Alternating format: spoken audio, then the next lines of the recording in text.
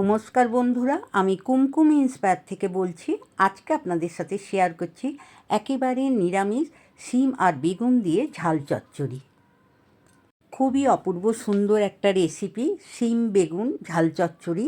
একবার এইভাবে তৈরি করে খেয়ে দেখুন। এখনও বাজারে কচি কচি শিম পাওয়া যাচ্ছে, আপনারা এখনই এনে তৈরি করে একবার খেয়ে দেখুন। শিম আর বেগুনের ঝাল চচ্চড়ি করার জন্য আমি শিমগুলোকেও লম্বা করে কেটে নিয়েছি আর বেগুনগুলোকেও লম্বা করে কেটে নিয়েছি। এখানে আমি শিম নিয়ে নিয়েছি 250 গ্রাম, ভালো করে কেটে ধুয়ে পরিষ্কার করে নিয়েছি। আর বেগুন 4 পিস নিয়েছি, কুলি বেগুন 4 পিস নিয়েছি। আপনারা বড় বেগুনও এখানে ব্যবহার করতে পারেন। বেগুনটা টাটকাই ছিল, কিন্তু আমি আগের দিনে পাখার তলাতে কেটে আর রেখে দিয়েছিলাম, সেই কারণে একটু শুকনো হয়ে গেছে। আর শিম বেগুনের চচ্চড়ি করার জন্য আমি একটা মাঝারি সাইজের টমেটো ছোট করে কেটে নিয়েছি বড় চায়ের চামচের 1 চামচ সাদা সর্ষে আর হাফ চামচ কালো সর্ষে, বড় চায়ের চামচের 1 চামচ পোস্ত, আর নিয়েছি 4 পিস কাঁচা লঙ্কা। আপনারা ঝালটা যেমন খাবেন তেমন নেবেন। ননস্টিক প্যানটা গরম হয়ে গেছে, এর মধ্যে আমি ওই বড় চায়ের চামচের 4 চামচ সর্ষের তেল নিলাম। তেলটা হালকা গরম হয়ে গেছে, এর মধ্যে হাফ চামচ 5 ফোড়ন আর একটা শুকনো লঙ্কা দিয়ে ফোড়নটা আমি ভালো করে ভেজে নিলাম।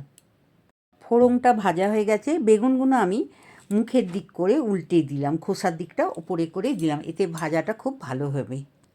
বেগুনগুলোর মধ্যে দিয়ে দিলাম সামান্য একটু লবণ আর খুব সামান্য একটু হলুদ আর লবণ দিয়ে ভালো করে গরম তেলেতে বেগুনগুলো আমি ভালো করে ভেজে নিলাম। দেখুন কত সুন্দর বেগুনটা ভাজা হয়ে গেছে। বেগুনগুলো আমার ভালো করে ভাজা হয়ে গেছে, এখন আমি প্লেটের মধ্যে তুলে নিলাম। বেগুনগুলো ভাজা হয়ে গেছে, বেগুনটা তুলে আমি শিমগুলো এর মধ্যে দিয়ে 2 মিনিট ঢাকা দিয়ে রেখেছিলাম। দেখুন কত সুন্দর ভাজাটা হয়ে গেছে ঢাকা দিতে। শিমটা ভালো করে নাড়াচাড়া করে একটু ভেজে নিলাম, এর মধ্যে দিয়ে দিচ্ছি কেটে রাখা টমেটো কুচোগুলো।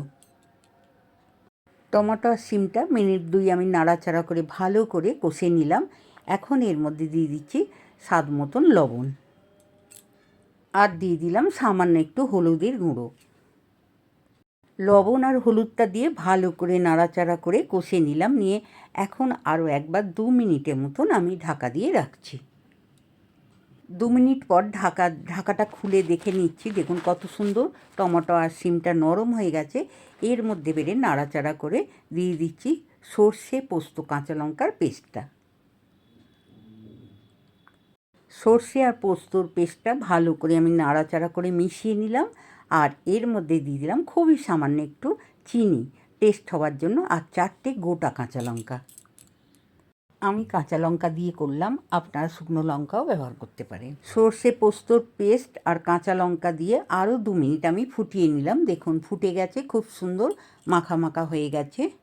শিমটা ভালো নরম হয়ে এসছে, এখন ভেজে রাখা বেগুনটা দিয়ে আমি আরও একবার ভালো করে নাড়াচাড়া করে মিশিয়ে নিলাম, নিয়ে আরও 2 মিনিট আমি লো ফ্লেমে ঢাকা দিয়ে বসিয়ে রাখলাম। 2 মিনিট হয়ে গেছে, আমি ঢাকা খুলে দেখে নিচ্ছি। এর মধ্যে দিয়ে দিলাম 1 চামচ সর্ষের তেল দিয়ে ভালো করে আমি মিশিয়ে নিলাম।